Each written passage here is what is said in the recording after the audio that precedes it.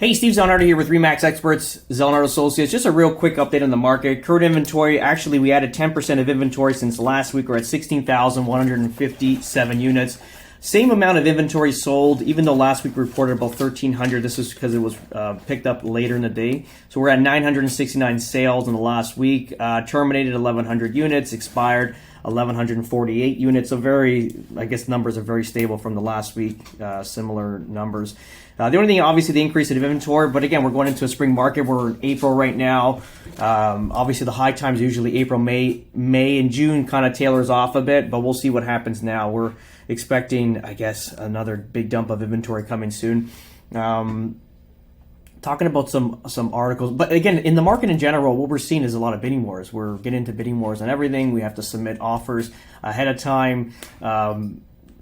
A full market or full asking just to make sure it doesn't get into a bidding war. We're hearing a lot of stories, not only just in, let's say, the GTA in Toronto, but this is also north of the city too, like let's say Simcoe region, Agila, also into Collingwood. We're starting to see a little bit of fury up that way. So again, market's flowing quite well in a sense. Lack of inventory, and people confidence in the market.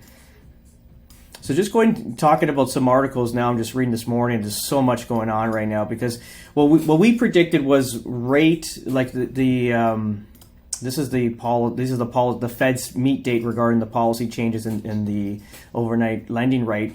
What we were predicting was going to be, so we're in March, so it was going to be like where's the, oh, here it is. So we're supposed to do, what I was saying was hold, and the third time meeting would have been a cut. But ultimately, it doesn't look like they're going to cut it this week anyway. So that's on Wednesday, April 10th. So not going to cut. I don't think so. I think it's just too early.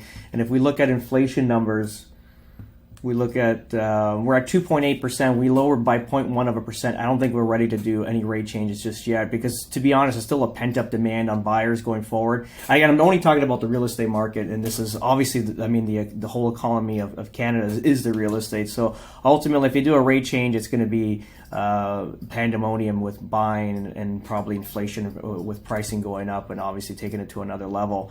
And making it unaffordable again, because currently right now the price is kind of held really, really good in the last couple of years. We obviously had that 30% dip, but we gained back about 15% of that dip.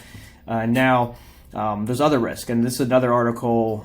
Dave McKay says failure to lower housing costs could put the entire economy at risk, and it makes total sense. Just kind of highlighted one part of it. It says if you don't solve it, we put our entire economy at risk.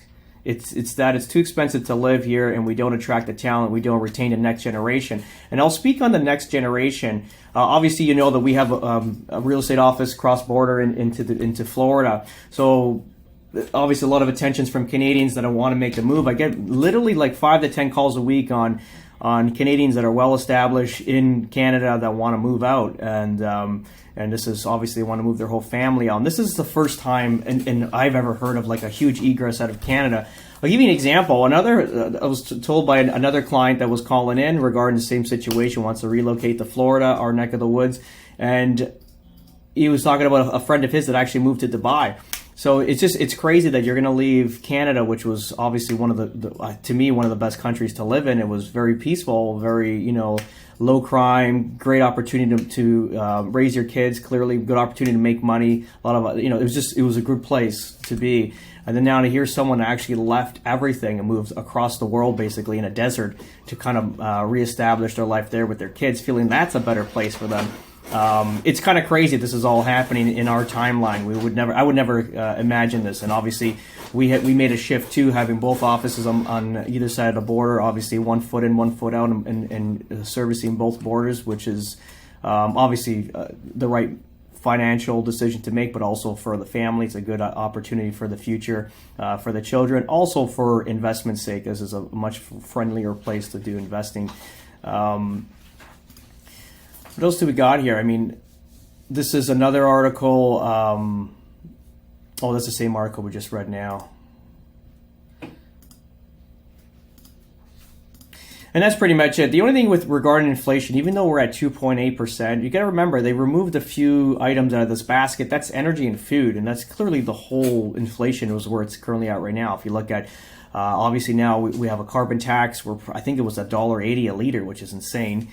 And everything that's affiliated with transportation is going to have another taxation on it too. So not only is the inflation high, but now you got that carbon tax. It's going to pump everything up, and obviously that takes more money out of our pockets as Canadians, and gives us to the brink of even further poverty levels, or not able to afford to give the next generation a better living.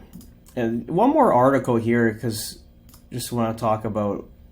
So Trudeau's on everything right now based on his new housing policy that he's going to release in April. April 16th, he's going to have a meeting. Is this whole new plan, what he's going to do to kind of correct the housing crisis. And just remember, like, he's not looking for you to buy a home like our last generation, where parents obviously were immigrants, and they left a beautiful country, really rich culture, amazing food, amazing weather, and they moved to Canada for economics, clearly, right? There was an opportunity to kind of give your kids a better life. You had opportunity to work hard, save money, buy a home, pay it in cash, have a few cars, send the kids to university, and have a cottage. It was all very, very, it was, land of picking up gold off the street. That's what it was, right? It was that freedom. And, if you kind of see now that the current administration, it's like they're putting money towards rental properties. So apartments, affordable apartments.